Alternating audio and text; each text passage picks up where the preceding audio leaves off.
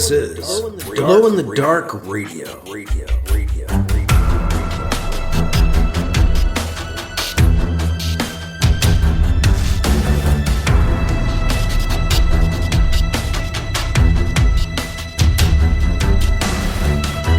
The science fiction podcast, with original independent science fiction, written and performed by Mike Luoma, with music by Kevin MacLeod.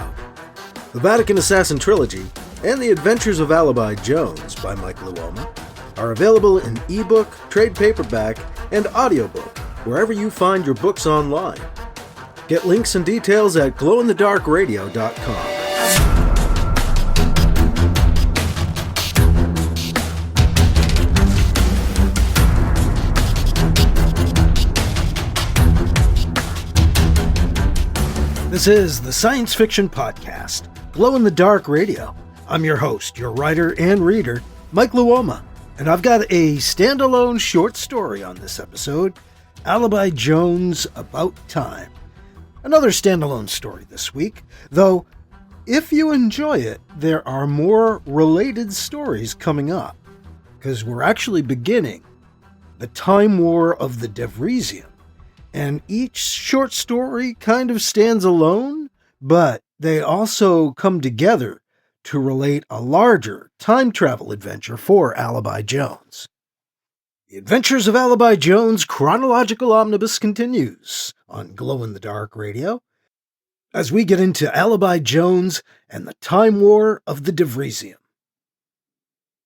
The Devrizium are a xenophobic, time-traveling race, very mysterious. They stay out of sight, and they don't allow other races into their facilities or onto their ships.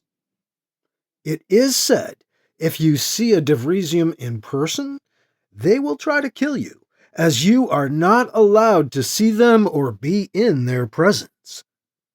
They also seem to constantly wear armored atmosphere suits, which conceal whatever it is they look like, though they are bipedal and have two arms. And the story actually begins with a little introduction by one of the Devrizium, Madon, before we catch up with Alibi Jones. Alibi's on Ceres Central, visiting his Aunt Anita. And, surprise! His old flame Shirra just showed up. Last time we saw her, she was sending him off after Alibi thwarted a con game she and her girlfriend Georgia were running, as told in the story Blind Eye.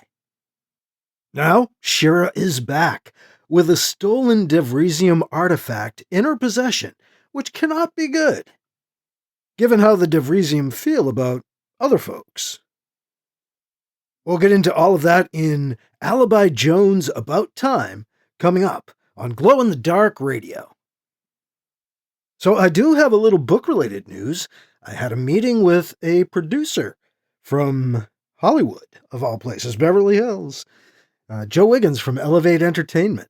And Ben Ferrari was part of that. He's the guy who put the meeting together, helped me get in touch with Joe. I collaborated with Ben on comics for ages. And Joe and Ben are working on an animated series based on Ben's comic book series, Carriers. And so Joe has invited Ben to bring other creators with possible projects to his attention, like me. They work with networks like HBO Max, Netflix, Amazon, and more. So we talked about turning Vatican Assassin or Alibi Jones into television series. Now, Vatican Assassin and Alibi might be a little bit too expensive to do like live action, but animation might be a possibility. We talked about Red Hot and Good Samaritan, but DC and Marvel and the Boys universe kind of have that all saturated. They've saturated the market for superheroes. We talked about a couple more of my fiction ideas, and then talked about the potential for an Ancient Stone Mysteries of New England documentary series. So it was a wide-ranging conversation. And Joe seemed interested in a few things. We'll see. Now, nothing may come out of this, but it was still pretty neat to have a meeting to talk about the potential adaptations of my work. Now, if anything does develop, I will of course let you know as I can. Once again, a big thank you to patrons who help keep Glow in the Dark Radio glowing, keep things going. And if you want to join in, I'd certainly welcome your help. If you're not a patron and you'd like to learn more, head on over to patreon.com/glowinthedarkradio, and you can learn about becoming a patron for Glow in the Dark Radio for $2, $5, or $10 a month. Now, that does it for the book news. We're going to hear from some friends of mine, and then we'll get into the standalone short story, Alibi Jones, About Time, next on Glow in the Dark Radio. Wake up, go to work. Work. Come home. Eat dinner. Rot your brain out. Go to bed. Lather. Rinse. Repeat. Are you tired of an old humdrum life? Tired of things that just weigh you down and depress you? Wouldn't you rather just focus on things that are awesome? Tune into Nutty Bites. Find out what's awesome. Nutty Bites. nimlas.org/blog.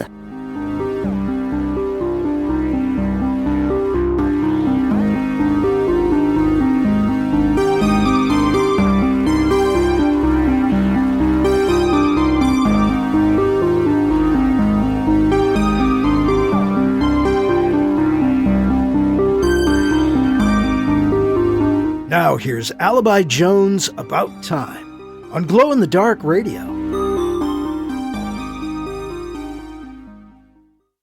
I am Madon of the Devrizium. By our reckoning, there have been 9 passes, 9 functional timelines, since the dawn of our race. We may now be in the 10th. One sad fact. By the reckoning of the Devrizium, each pass has been ending sooner, aside from pass 6, which ended abruptly. In this pass, we temporal travelers of the Devrizium can only travel up to a point in your human year 2222. Whether that is the end of all time or just the end of our time, we of the Devrizium cannot say. Why so many timelines? We of the Devrizium developed the ability to travel through time. One decided to alter time, traveled back to the dawn of our race, and jump-started our technological advancement. In so doing, the original timeline was destroyed.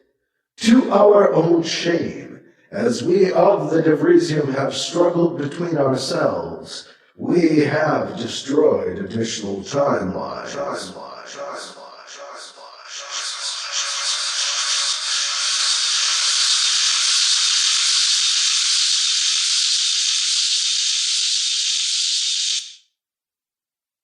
We are the Devrizium. We stand beyond time. We travel through time. We change time, occasionally. Time is more fluid, less changeable than you guess. Much can change without altering the time flow, a current not easily stirred. Alibi sits alone in his cabin, the small room temporarily his any time he visits his Aunt Anita's place on Ceres Central, the base on the largest asteroid in the belt beyond Mars. His aunt runs Ceres Central. She's the governor. The room used to be his childhood bedroom, but now it's decorated in a more adult fashion. Part of his aunt's apartment, the room is used by Anita for many different guests. Alibi uses his wand, his intergalactic communication device. Built using alien technology, the wand is slightly larger and a little bulkier than a short-range device because of its powerful energy source, needed so the wand can tap into the subspace communication grid created 1 million years ago by the race known as the Ancient Enemy. The grid was maintained for a millennium by the now deceased race known as the Eldred. Now humanity uses the grid for its own long-distance, faster-than-light communication. As Alibi flips through the messages on his wand, his mind is on the girl who broke his heart, although he refuses to admit to himself that Katie did him any damage. He's deleting old files saved on his wand. Messages from Katie. Her face keeps appearing and disappearing on the wand's screen. She's a redhead, about 20 years old, a pretty girl, but trouble. Hey, Alibi, it's Katie. Delete. Message deleted. Next message. Allie, you there? It's me. Delete. Alibi doesn't notice his Aunt Anita has now appeared on the wand's small screen instead of Katie. In the groove of deleting old messages, Alibi does not realize that he is getting a new one. Alibi, his aunt calls out. Are you aware? Delete! Delete? Alibi! Anita responds, perturbed that Alibi has shouted delete at her. Anita Capituna stands in the kitchen area of her apartment. Sorry, Aunt Anita, I was deleting old messages, Alibi tells her. His somewhat embarrassed face floats on a communications screen hovering in the air in front of her. Good. You need to move on, Allie. And there's someone here to see you. On the wand's screen, Alibi can see someone is standing close to Anita, but he can't make out who's there. Who is it? He asks. Come into the kitchen and find out, Anita teases. Alibi signs off. He's coming, Anita says to the girl at her side. She said her name was Shirra. Anita doesn't really know that much about her, but remembers she was a classmate of Alibi's from about 10 years ago. They even dated, if her memory serves. Anita thinks a pleasant thought. Seeing Shirra might snap Alibi out of his funk over Katie. He needs cheering up, Anita thinks. And he needs to forget about Katie. Anita doesn't know Shirra brings her own brand of trouble. A bag full of it, this time. Alibi's jaw drops open in surprise when he walks into the kitchen and sees Shirra standing next to his aunt. Shirra? He gasps. Alibi notices Shirra looks older. It has been 4 years since Alibi last ran into her. She looks stressed, too, but seems to be trying to look happy and project a good front. Shirra holds on to a tote bag. Its contents appear to be heavy. She's holding it with both hands. Anita smiles at Alibi's look of shock and Shirra's false front of happiness. Alibi, Anita greets him. Look who's here. Shirra says she's a friend of yours. An old classmate. Hi, Alibi.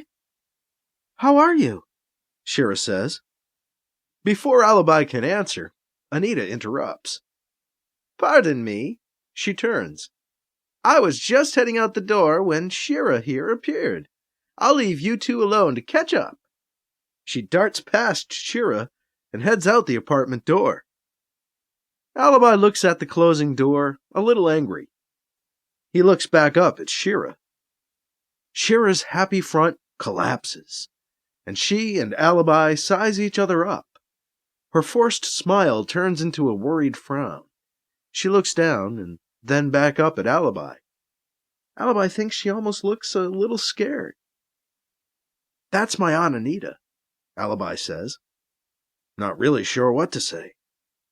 I know, Shirra says. Met her a couple times now. Last I knew, you were floating towards the sun, Alibi says. Georgia picked you up, huh? Yeah, Shirra says. She laughs. Georgia. Shirra brightens a little. She looks up at Alibi with some hope in her eyes. Long time ago now. Heard you saved those people. Knew I could count on you to make it right, Allie. She locks her eyes on his. That's why I'm here now. She looks over at the kitchen table. Can we sit down? Alibi nods.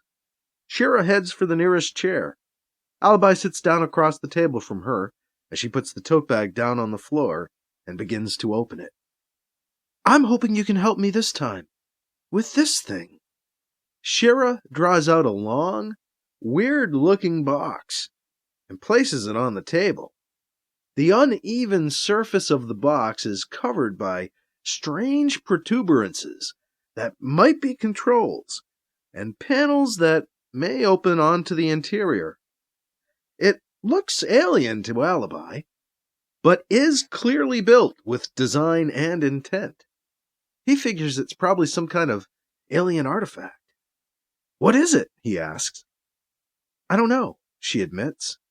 A fancy box? It's something Georgia found. Right, Alibi says, shaking his head. You mean something she stole? From who? The Devrizium, she says without emphasis. But the answer stuns Alibi. He's shocked and surprised at the crazy talk he hears coming from Shirra. The Devrizium? He can't help raising his voice. Are you crazy? Shirra's smile is gone. Her eyes show her fear. Maybe she was, Shirra says. Sanders, Georgia, is dead, Alibi. Alibi tries to take this all in. He's starting to feel sorry for Shirra, despite himself. The Devrizium killed her, she says, but I got away. With this. She gingerly pats the top of the box. I think it's a time travel device, Alibi. At least, that's what it's supposed to be. Alibi looks down at the box, and then back up at Shirra across the table, over the alien device. Time travel? Alibi shakes his head. You are crazy, Shirra. Maybe, she admits. But Sanders didn't think it was crazy. She said the Devrizium have time travel. Only nobody knows, because they keep it under tight control, under wraps. She looks down. Kill people to keep it quiet. Alibi looks at the alien box. How'd you get away? He asks Shirra. She, distracted them. She tells him. She saved my life, Alibi. As Alibi stares at the box, Shirra stands up, intending to go stand by Alibi. Maybe use some of her feminine wiles. Flirt with him a little to get his help. I didn't want to deal with this by myself, once I got away from them, she says.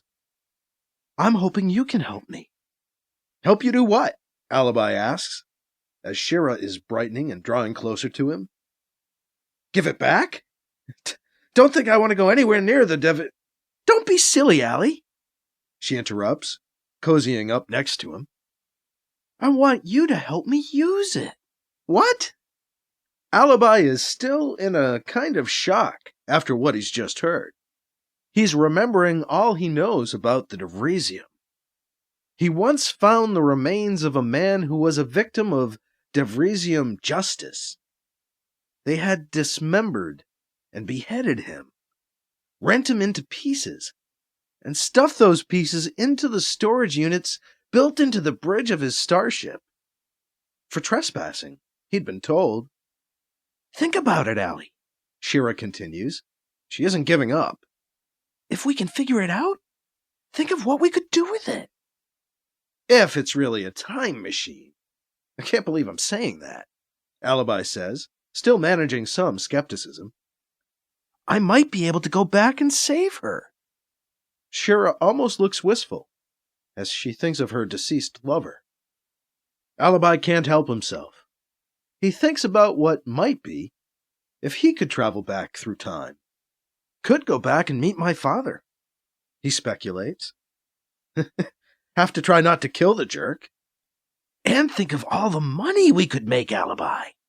The fear in Shirra's eyes has been replaced by the glint of greed. Sanders had a plan to bust a mineral bank using the box. Alibi looks at her in disbelief.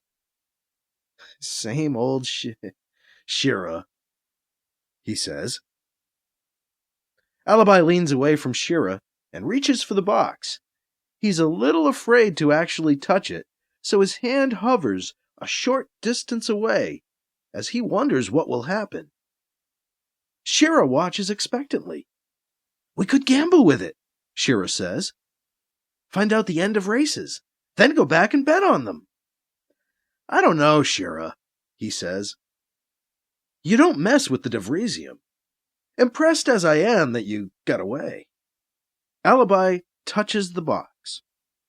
A spark, some kind of energy, jumps between his fingers and the box. The air blurs and ripples behind him. Shirra turns to look back at the blurring space. The box begins to emit a low-pitched buzz. It is now Shirra's turn to be shocked, as she sees a second alibi suddenly appear in the rippling air. He seems sort of unsteady on his feet. The first alibi pulls his hand away from the box, surprised by what he feels. His head feels funny. He doesn't see the second version of himself right away. The box's buzzing begins to fade. "Something just happened," the original alibi says. "When it happened," the new alibi is saying as he appears. The two alibis spot each other. "Whoa!" the two men say in stereo. The newly appearing alibi gets his wits together. "Oh, hi! I'm here to show you, me, I guess," he says. "Wow, weird to see me. Anyway, I'm going to show you how to use the box," the second alibi explains. "I wasn't really sure I'd know what to tell you, but I knew me, now, future me, just came back through time and told past me, or you, what to do. Had to figure I'd somehow know what to do if I did it, and I did. I do." He smiles. "It's like using the box put the knowledge of how to use it in my head." The first alibi still sits at the table, hands hovering in the air next to the box, no longer touching it. He looks wary and fearful of moving. Shirra is trying to look at both alibis at the same time, her head swiveling back and forth, almost overwhelmed by the impossible thing happening in front of her. The second alibi walks over to the table and stands next to his earlier self. He leans in to point out the alien device's controls to the first alibi. "Weird to know this." The second alibi shakes his head at the sudden knowledge contained inside it. "Okay, see? This controls the amount of time you want to travel through. This hash is seconds, this is minutes, this is years. Slide that thing there down." The first alibi stands to follow along with what the second alibi is describing. "This kind of handle thing sends you either forward or back," the second alibi says. "I'm setting it to go back 5 minutes in time, see? And this thing really works?" the first alibi asks. Then he realizes how dumb that was, as he looks at himself standing in front of him. The second alibi stretches his arms out with a "I'm here, aren't I? Am I really this stupid?" expression. "Point taken," the first alibi says, chagrined. The second alibi points to the box. The first alibi is suddenly worried. What if it doesn't work? But the other him is standing right there next to him. Shirra is still kind of stunned. "It's almost time," the second alibi says to the first. "Push that button. You'll go back and learn what to tell me. You." "I thought you couldn't do this," the first alibi says. Meet yourself in the past." "I did," the second alibi tells himself. "You will. Push that button." The first alibi pushes the button. The box begins to buzz again. He feels the energy from the box begin to surround him. Guess the world didn't implode when...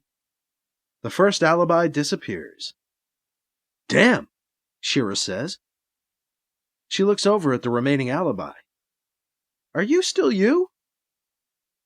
"I am." "He's gone," she says. "You went." They both look at the space where the first alibi used to be. Yup, Alibi agrees, and nothing imploded. Yet, Shirra says. Guess we know it works. The box then draws their attention. Instead of fading out, its buzzing grows louder. The buzz grows louder than it was when Alibi time traveled. The box starts to glow with a sort of dark light, and it looks like time is still rippling around it. Alibi and Shirra lean away from it. Maybe I spoke too soon, Alibi says. It's getting louder, Shirra cries. Then there comes a noise. A deafening sound, a drum in reverse, a thrum spun back on itself, a whoomp as the box throws off a massive ripple of time. A temporal wave crashes into Alibi and Shirra, the force knocking them off their feet, throwing them back away from the box. Ugh! Alibi grunts. As he and Shirra hit the floor, an indistinct shape appears next to the box, in the midst of the circling ripples of time. Alibi tries hard to make out details on the figure, but it's nearly impossible. Time and space are both distorted around the alien time travel box on the table and the apparition. It is sometimes both there and not there, smaller and larger, bulky looking as if in an environment suit. Alibi has to wonder, is this one of the Devrizium? Because Alibi remembers the Devrizium wear exosuits. They say no one has seen one of the Devrizium out of a suit. Alibi props himself up on an elbow as the figure stabilizes in front of him. He looks over and sees Shirra was knocked out cold. She is unconscious in a lump on the floor, a short distance from Alibi. Alibi looks back at the alien. It's quite a sight. The figure, now fully materialized next to the kitchen table, brings its own chill with it, bringing down the temperature of the room. It looks bipedal, even apparently close to humanoid beneath its armored exosuit. It's armed, carrying a sword that glows with its own inner dark light. Alibi once saw one of the Devrizium, but only for a moment. Most humans don't come into contact with them. Now one stands in front of Alibi, menacing. It begins to talk, its voice almost mechanical, as it speaks in English. I told the rest the box would sing, if the thief used it. All we need do is wait to hear its song, as I did. Then zero in on its location. The armored figure looks around the kitchen, spotting Alibi getting to his feet. Ah, humans, who now must die. Why do you want to kill us? Alibi asks defiantly as he faces off against the alien. You have seen me, the Devrizium says. You know about the travel box and how to use it. You must die, and she helped to take it from us. She must die. The Devrizium brings up its dark-lit sword, pulling it back over its shoulder. Alibi tenses, and then ducks as the alien swings his sword. Alibi falls back away from the blow, and the blade hisses by him. The swing misses. Wait, hey!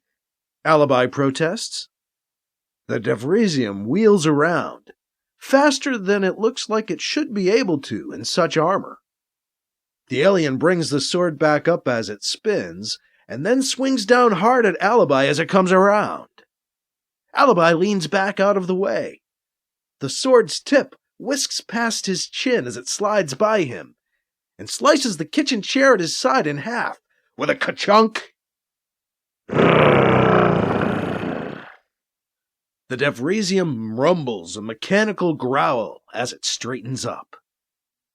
I am the Madon. I do not miss. Really? Alibi says. You do now. Madon of the Devrizium pauses in his attack. Madon appears to study Alibi. Alibi uses the pause to question the alien. Hey, Alibi says. How do I know how to use the box? The box told you how. Madon says. A telepathic connection was established when you touched it, and it taught you.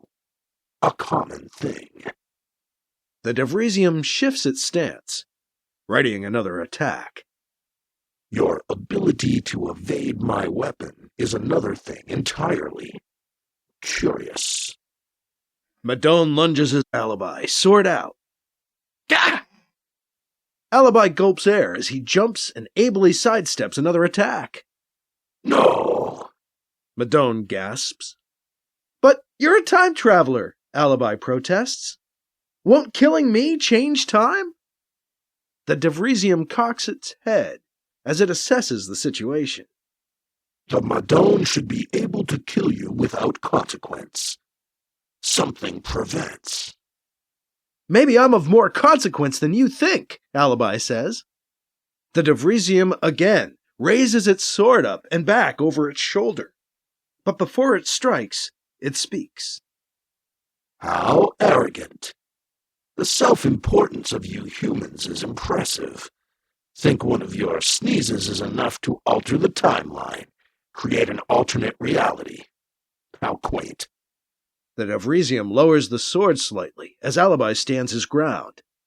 Time is both more fluid and less changeable than your race has guessed. The Madon says. Fluid in that much can change without altering the time flow. A current not easily stirred.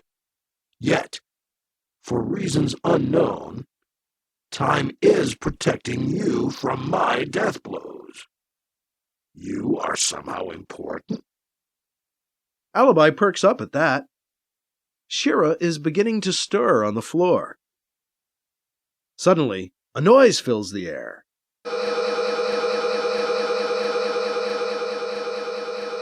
What is that noise? The Madon asks. The Devrizium stands next to the box on the table. It looks up at the ceiling as it looks for the source of the sound. Those are alarms going off, Alibi tells the alien. Ananita has really good security. Don't know why it took this long, but safe troopers will be here soon. The Devrizium raises the sword again. My time stasis field is failing, The Devrizium says. Time intrudes on us. So will the troopers, Alibi jokes. The Devrizium springs, bringing down a mighty blow with his sword. But again, he misses Alibi. Madon again growls in frustration. I am denied, The alien cries. The Devrizium drops the sword's point toward the ground. Looking dejected. Alibi catches his breath, adrenaline still pumping, full on alert. Next to him, Shirra is starting to come to her senses. Alibi looks over as the door to the room opens. A safe trooper, holding a blaster pistol up in front of his face, eases through the doorway, behind and out of sight of the Devrizium. These events have not occurred before at this point in the timeline, Madon says. Could this change the Great War? Alter the rise of the Devrizium? War? The what? Alibi is struck by what the alien just said. One of them? Here? Shirra gasps when she sees the Devrizium. The safe trooper brings his gun down level and fires at the back of the Devrizium. Flash! The blast cracks the armor of the Devrizium's sword-wielding shoulder.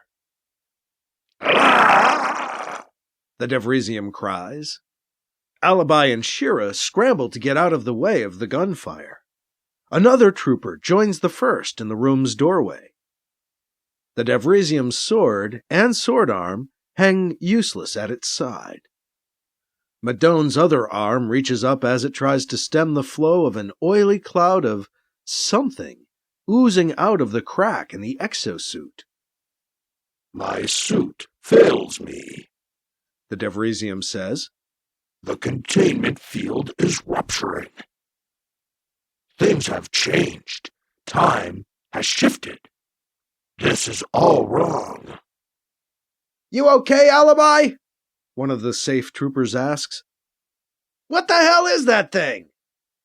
One of the Devrizium, Alibi says. The alien jerks with a spasm.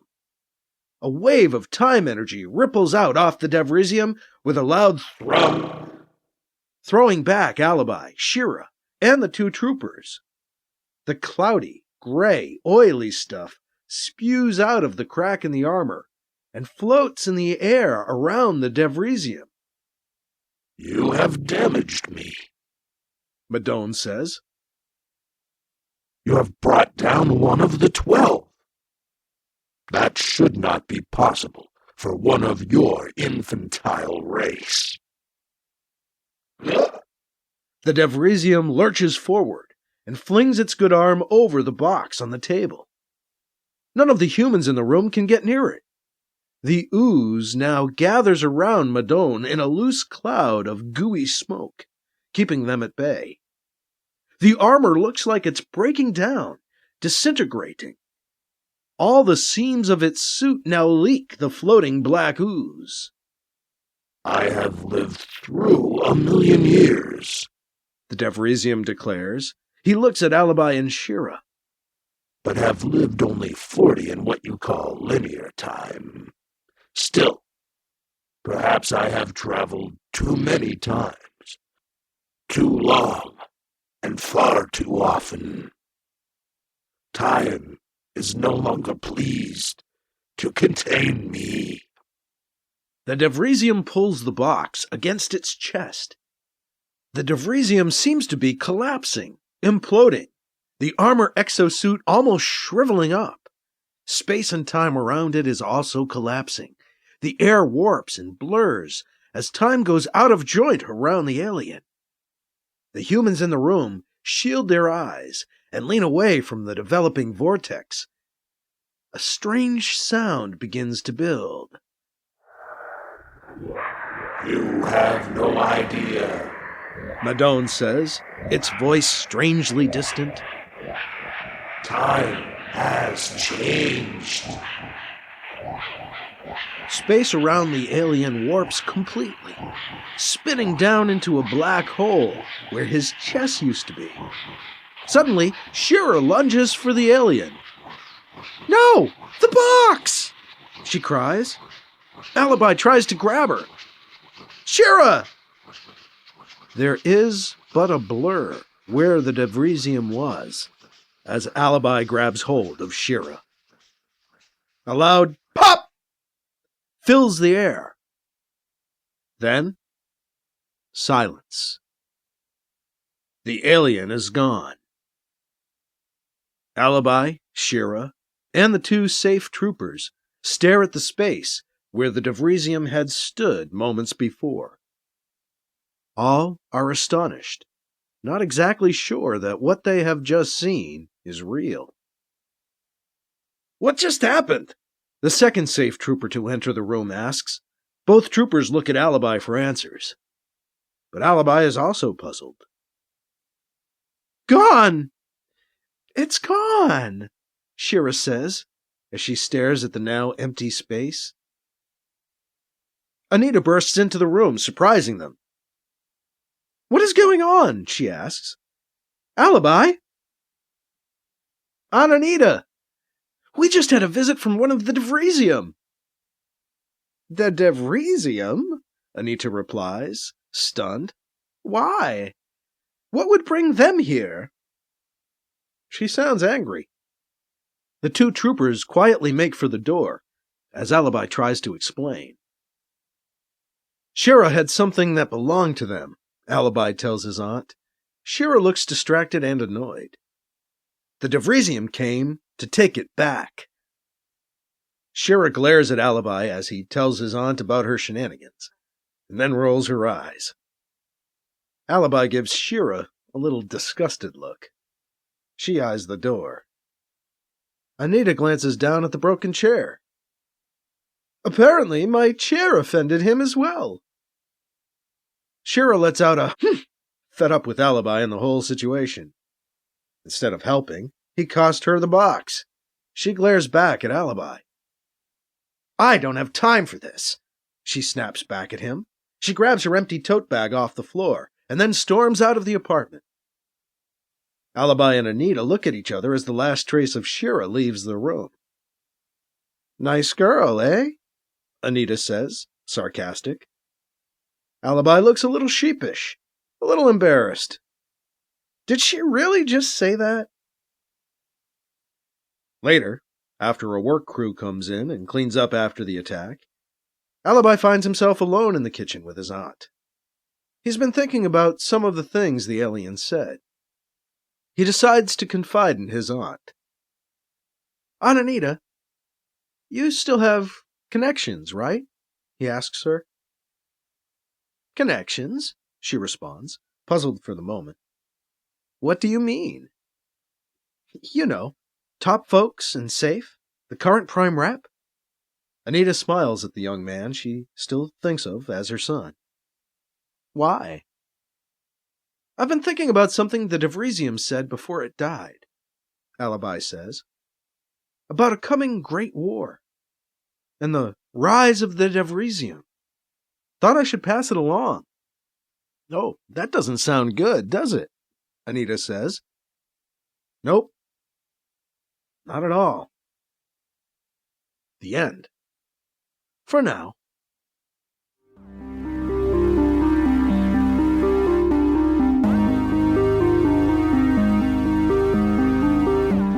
That was Alibi Jones, About Time, on Glow-in-the-Dark Radio.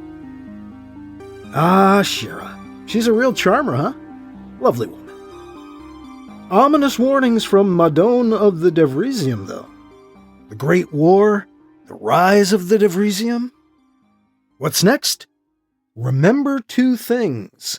It's another short story, and it's a story that begins with Alibi Jones remembering the events which just took place differently, and knowing he's remembering it wrong somehow.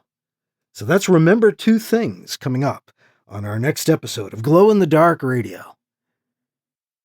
And just to recap my book news, had a meeting with a producer talking about possibly adapting Vatican Assassin, Alibi Jones, or Ancient Stone Mysteries of New England into a TV series or some kind of TV project.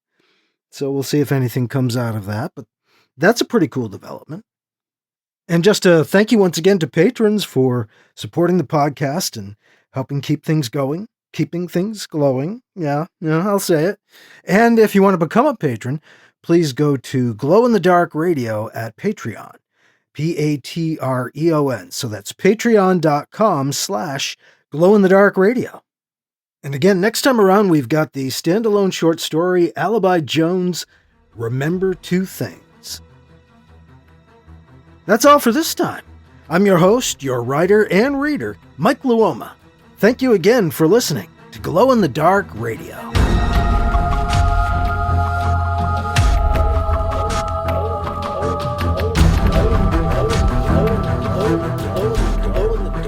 Glow in the Dark Radio.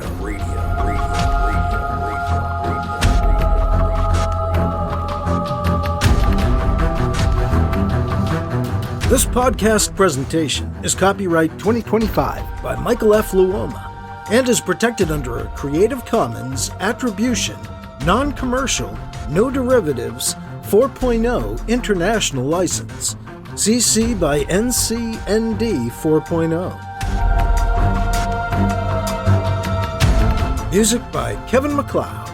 You can find his work at incompetech.com.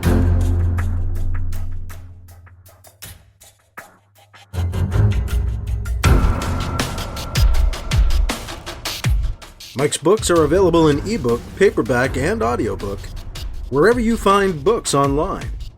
Get links and more details at glowinthedarkradio.com and mikeluoma.com. This has been a presentation of Glow in the Dark Radio.